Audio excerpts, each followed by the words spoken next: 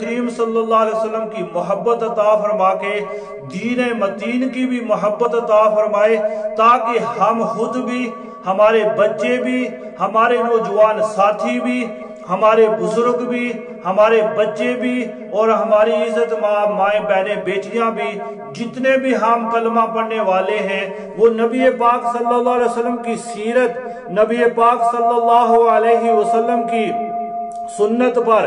عمل کر کے ہم زندگیاں گزاریں، تاکہ جو ہمیں دیکھ کر ہی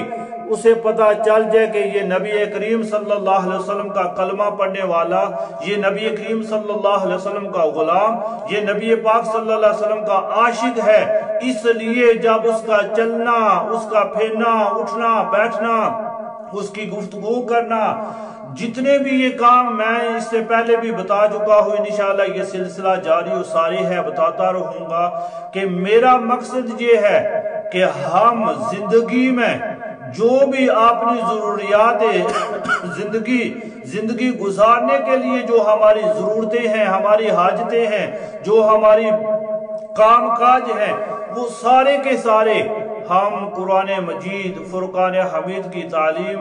اور نبی کریم صلی اللہ علیہ وسلم کی سیرت، نبی پاک صلی اللہ علیہ وسلم کی سنت پر چل کر کریں، تاکہ جو کام ہم نے ویسے ہی کرنے ہیں، وہی کام اگر ہم سنت کے مطابق کریں گے تو اس دنیا میں بھی ہماری زندگی بہترین زندگی ہوگی، ہماری زندگی خوشحال زندگی ہوگی، ہماری زندگی احسن طریقہ پہ گزرے گی، اور اس کا فائدہ یہ ہوگا کہ ہماری قبریں